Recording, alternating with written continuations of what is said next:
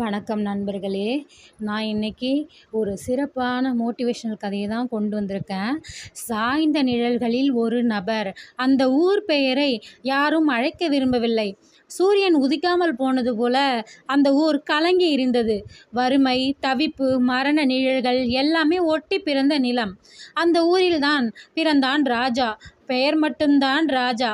வாழ்க்கை ஒரு பிச்சைக்காரனோடும் மோசமாக இருந்தது.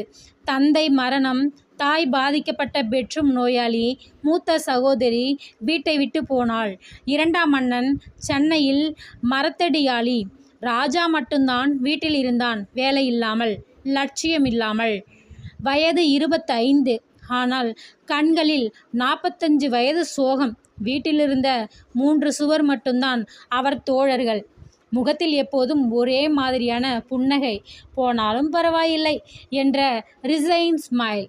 வீட்டு பக்கமுள்ள மையம்மா கூட சொன்னாள், அந்த பையன் என்னான்னு புரியல, உயிரோடு இருக்கான் போலையே இல்லை.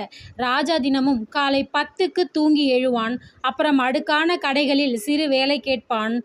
பிராதர், சாப்பாட்டு கட்டணம் ஏதாவது இருந்தா கொடுங்க என்பதே அவன் வாக்கியம்.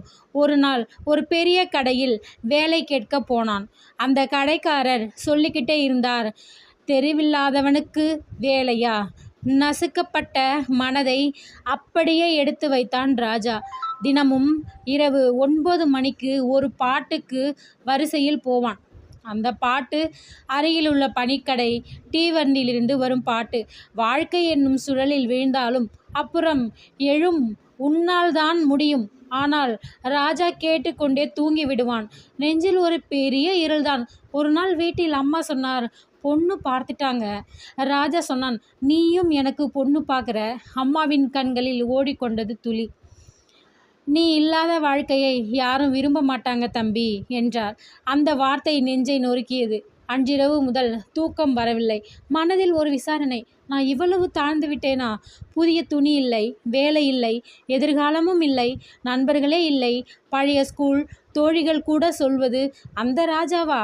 அவன்தான் இன்னும் சுற்றிக்கிட்டு இருக்கானாச்சே, சோம்பல் பைய. பசிப்பை, பரிதாபம், அவன் நிழல்கள். அன்று ஒரு பழைய புத்தகம் கையில் சிக்கியது. தி அல்கெமிஸ்டி. பாரதி ராஜா அவர்கள் கடையில் குப்பையில் போட்டிருந்ததை எடுத்தது. படிக்க தெரியாது என்று நினைத்தான்.